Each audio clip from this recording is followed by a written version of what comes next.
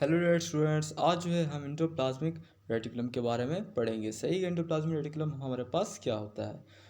तो बच्चा ये याद रखना है आपने कि एंडोप्लाज्मिक रेटिकुलम जो है हमारे पास साइटोप्लाज्म में एक नेटवर्क पाया जाता है। जैसा कि आपने पढ़ा था कि साइटोप्लाज्म होता है हमारे पास सेल के अंदर, तो उसी साइटोप्लाज्म में एक ऑर्गेनेली पाई जाती है जो एक नेटवर्क की फॉर्म में होती है। उसे हम कहते हैं एंडोप्लाज्मिक रेटिकुलम। यहाँ पर जो एंडो है उसका मतलब होता है इनसाइड, और जो प्लाज्मिक है यहाँ प्लाज्मा का मतलब होता है साइटोप्लाज्म, और जो रेटिकुलम होता है उसका मतलब होता है नेटवर्क।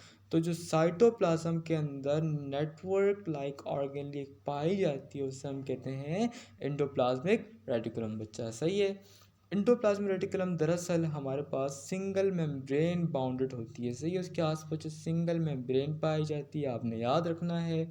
दूसरा जो है नेटवर्क की फॉर्म में होती है, यहाँ लिखा है। और जो है डिफ्यूज ऑर्गेनेली। अब डिफ्यूज ऑर्गेनेली क्या होती है? डिफ्यूज ऑर्गेनेली दरअसल ये जो है साइटोप्लाज्म के अंदर स्कैटर्ड हुई होती है। तो इसी वजह से जो है हम इसको डिफ्यूज ऑर्गेनेली भी कहते हैं, क्योंकि साइटोप्लाज्म जो है उसके अंदर ये स्कैटर्ड हुई होती है। सही है। और इसकी डिस्कवरी किसने की? पोर्टर ने की 1945, ये भी आपको याद रखना पड़ेगा। और जो है इसका स्ट्रक्चर कैसा होता है? ये दरअसल चैनल्स की फॉर्म में होती है, नेटवर्क की फॉर्म में होती है। सही है, इसको हम चैनल्स भी कह सकते हैं। और दूसरा जो है कि ये न्यूक्लियर मेम्ब्रेन के साथ कांटेक्ट में होती है। और आपने ये भी याद रखना है कि प्लाज्मा मेम्ब्रेन की तरफ एक कंटिन्यूस होती है और न्यूक्लियर मेम्ब्रेन के साथ कांटेक्ट में होती है। कैसे? देखो, जो हमारे पास यहाँ आप देख सकते हो, sorry, I am so sorry, कि न्यूक्लियर मेम्ब्रेन के साथ यहाँ कांटेक्ट में, न्यूक्लियर मेम्ब्रेन के साथ यहाँ पर जो है सारा कांटेक्ट में। सही है। और दूसरा आपने याद रखना है कि हमारे पास जो एंडोप्लाज्मिक रेटिकुलम है उसके स्ट्रक्चर के बारे में अगर हम पढ़ें तो ये सारा का सारा जो आपको दिख रहा है, ये सारा का सारा आपको जो दिख रहा है ये क्या है बच्चा? ये है हमारे पास सिस्टर्ना है। और ये जो दिख रहा है इसके नीचे ये जो है ये क्या है? ट्यूब्यूल है। सही है। तो ये जो है ट्यूब्यूल सिस्टर्नाए और वेसिकल्स वगैरह से मिलकर एंडोप्लाज्मिक रेटिकुलम बना होता है। तो सिस्टर्नाए हमारे पास क्या होते हैं? सिस्टर्नाए फ्लैट होते हैं, पैरेलल होते हैं, और दूसरा ये ये हमारे पास जो है कनेक्टेड होते हैं, एक दूसरे के साथ कनेक्टेड होते हैं। कैसे कनेक्ट हुए होते हैं? आप यहाँ स्क्रीन पे जो है देख सकते हो कि यहाँ से भी ये कनेक्ट है, यहाँ से भी ये कनेक्ट है।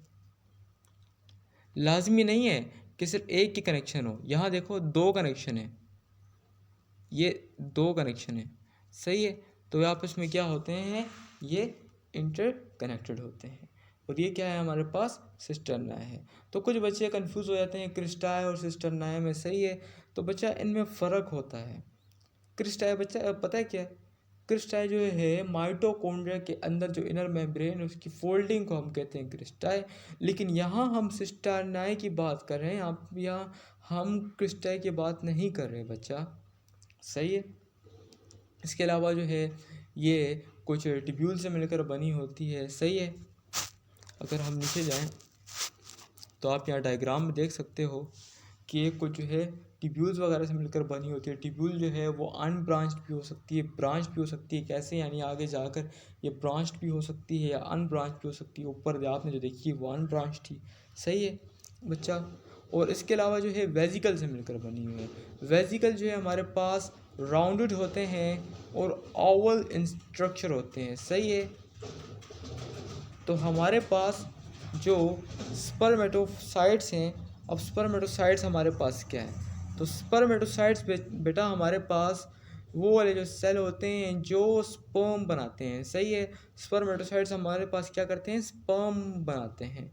और जो स्पर्मेटोसाइट्स है वहाँ पर सिर्फ वेजिकल्स पाई जाती हैं, जो ट्यूब्यूल्स हैं, सिस्टर्ना है, वो वहाँ पर प्रेजेंट नहीं होते बच्चा। सही है। ये आपको याद रखना पड़ेगा। फर्दर जो है एंडोप्लाज्मिक रेटिकुलम की जो है 2 टाइप्स हैं। अब इनको जो है किसी बेसिस पे जो है इनकी 2 एग्जाम हमें बताई गई।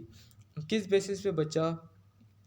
दरअसल राइबोसोम्स की बेसिस पे जो रब एंडोप्लाज्मिक रेटिकुलम होता है उस पर जो है राइबोसोम्स प्रेजेंट होते हैं। सही है, यहाँ आप देख सकते हो कि रब एंडोप्लाज्मिक जो रेटिकुलम है इसके पास जो है राइबोसोम जो है इसके ऊपर प्रेजेंट है। ये सारे जो है राइबोसोम जो है इसके ऊपर प्रेजेंट है, बहुत सारे राइबोसोम जो है वो प्रेजेंट होते हैं। सही है,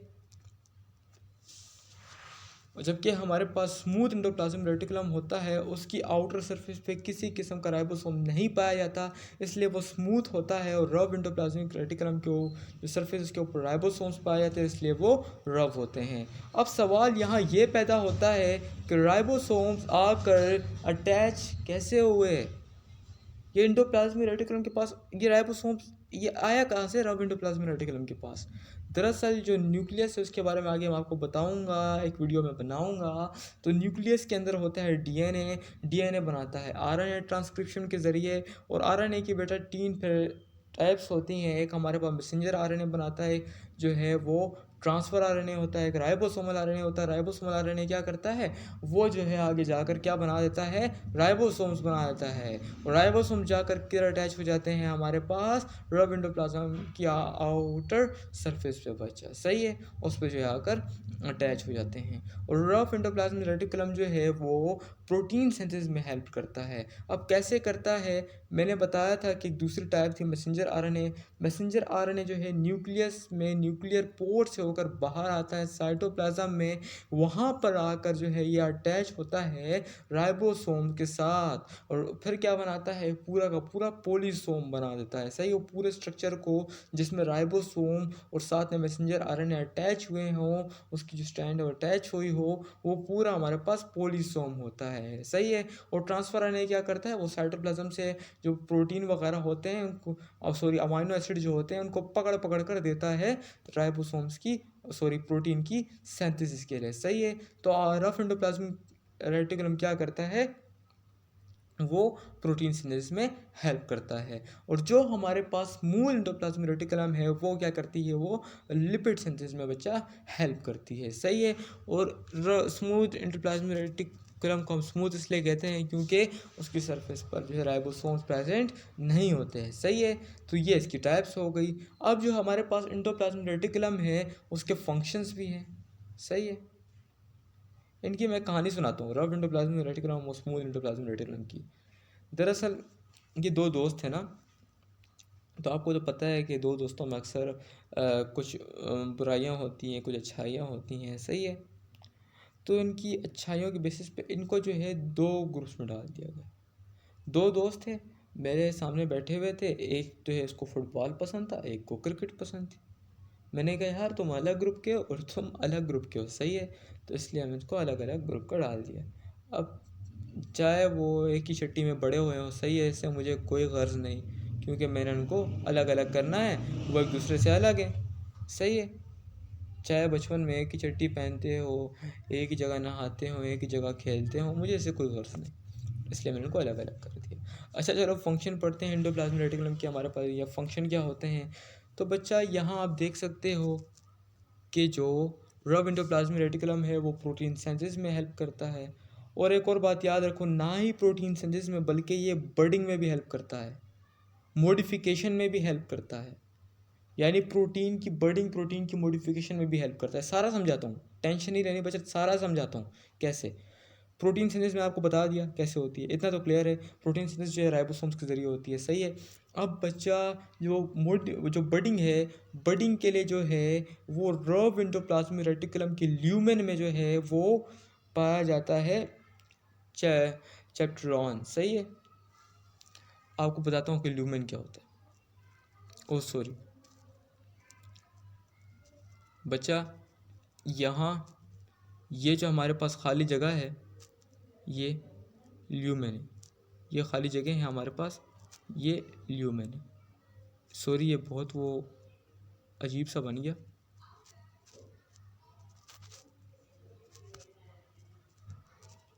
ये ऊपर आके ये जो स्पेसिस है बच्चा, ये क्या है, ल्यूमेन है बच्चा।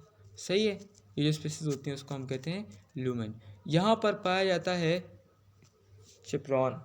तो चेप्रॉन क्या करता है, चेप्रॉन एक प्रोटीन है जो कि बडिंग में हेल्प करती है। सही है। बडिंग क्या होती है, दरअसल जो एक पॉलीपेप्टाइड चैन जो बनती है हमारे पास, यहाँ मैं आपको बताता हूँ, जो एक पॉलीपेप्टाइड चैन बनती है वो नॉन फंक्शन होती है, तो उसको फंक्शन करने के लिए उसकी बडिंग की जाती है। चेप्रॉन जिसकी इस तरह बडिंग करता है और फिर जो है वो फंक्शनल हो जाती है। सही है बच्चा, तो ये उसका एक काम हो गया। दूसरा जो है मसल कंट्रैक्शन में जो स्मूथ एंडोप्लाज्मिक रेटिकुलम है वो हेल्प करता है। कैसे, कैल्शियम जो अंदर आता है बाहर जाता है, इस तरह जो है वो मसल कंट्रैक्शन में हेल्प करते हैं। और जो मसल सेल्स में जो एंडोप्लाज्मिक रेटिकुलम पाए जाते हैं उनको हम कहते हैं सार्कोप्लाज्मिक रेटिकुलम। सही है, जो मसल सेल्स में हमारे पास पाए जाते हैं। और रव एंडोप्लाज्मिक रेटिकुलम जो है इसके अलावा निजल ग्रेन्यूल जो है उसकी फॉर्मेशन में हेल्प करता है। सही है। और जो हमारे पास निजल ग्रेन्यूल होते हैं ये दरअसल न्यूरॉन्स में हमारे पास प्रेजेंट होते हैं। सही है, न्यूरॉन सेल्स वगैरह में। और इसके अलावा स्मूथ एंडोप्लाज्मिक रेटिकुलम जो है वो ज़ेंथोबायोटिक डिटॉक्सिफिकेशन, ये गलत लिखा हुआ है यहाँ पर, ये होता है ज़ीनोबायोटिक। सही, ज़ीनोबायोटिक जो है उसकी डिटॉक्सिफिकेशन में हेल्प करता है, या आप नोट कर लो, ये लिख लो। सही है कि ज़ीनोबायोटिक है, ज़ीनोबायोटिक की डिटॉक्सिफिकेशन में हेल्प करता है। ज़ीनोबायोटिक क्या है, दरअसल ये एक टॉक्सिक केमिकल सब्सटेंस है और अगर इसकी डिटॉक्सिफिकेशन ना की जाए तो ये कैंसर भी कॉज कर सकता है। सही है। और दूसरा ये फॉरेजन होता है, ये नेचुरली हमारी बॉडी नहीं बनाती। सही है। तो ये हमारे पास जो है ये क्या होता है, ये जो ज़ीनोबायोटिक होती है उसकी डिटॉक्सिफिकेशन में जो स्मूथ एंडोप्लाज्मिक रेटिकुलम है वो हेल्प करता है। सही है। इसके अलावा जो है ये क्या करते हैं, ये जो लाइसोसोमल एंजाइम्स हैं, सही है, उसके जो है प्रिकर्सर, यानी कि जो लाइसोसोम्स एंजाइम्स है उनको जो है बनाते हैं। सही है, उनकी जो फॉर्मेशन के जो प्रिकर्सर होते हैं वो बनाते हैं और वो जो है गोल्गी बॉडीज़ को, जी भी यहाँ लिखा है, गोल्गी बॉडीज़ को जो है वो दे देते हैं। सही है। कौन, रव एंडोप्लाज्मिक रेटिकुलम। सही है। और स्मूथ एंडोप्लाज्मिक रेटिकुलम जो है हमारे पास लिपिड सिंथेसिस में भी हेल्प करते हैं। लिपिड सिंथेसिस में जो लिखा हुआ है स्टेरॉयडल हार्मोन, दरअसल स्टेरॉयडल हार्मोन जो है वो क्या है, वो सेक्स हार्मोन है। सही है। तो उसकी जो है फॉर्मेशन में ये हेल्प करते हैं। सही है, लिपिड सिंथेसिस में हेल्प करते हैं, उसकी सिंथेसिस में यह हेल्प करते हैं। तो इतना मैंने आपको बता दिया। और नीचे नोट में लिखा हुआ है कि जो एंडोप्लाज्मिक रेटिकुलम हमारे पास जो उसमें पाया जाता है मसल सेल्स में, उसको हम कहते हैं सार्कोप्लाज्मिक रेटिकुलम। सही, जिस तरह आप यहाँ पिक्चर में भी देख सकते हो। सही है, यहाँ आप पिक्चर में भी देख सकते हो। ये मैं थोड़ा नीचे ले जाता हूँ, पिक्चर में आप देख सकते हो क्या बना हुआ है, स्केलेटल मसल फाइबर बनी हुई है। उसके बाद ये आपको ब्लू ब्लू दिख रहा होगा, इसमें जो है हमारे पास क्या है, एंडोप्लाज्मिक जो सॉरी सार्कोप्लाज्मिक रेटिकुलम जो है वो पाया जा रहा है। सही है। तो बच्चा आज के लिए इतना ही था। उम्मीद है ये वीडियो आपको पसंद आई होगी। प्लीज़ इस चैनल को प्लीज़ इस चैनल को सब्सक्राइब करें। बहुत मेहनत से बनाता हूँ, 2 मिनट बाद जो है कोई ना कोई कहीं ना कहीं से शोर आ जाता है, फिर मुझे पूरी वीडियो वापस दोबारा से बनानी पड़ती है। सही है। और दूसरा, मैं पंखे के बगैर बैठा हूँ क्योंकि मेरे पास अभी माइक नहीं आया। ऑर्डर किया हुआ माइक भी जल्द आ जाएगा, पेन भी आ जाएगा, सब कुछ आ जाएगा, फिर बिल्कुल परफेक्ट इंशाल्लाह वीडियो बनेगी। सही है। तो प्लीज़ मेरे चैनल को सब्सक्राइब करें, इस वीडियो को लाइक करें।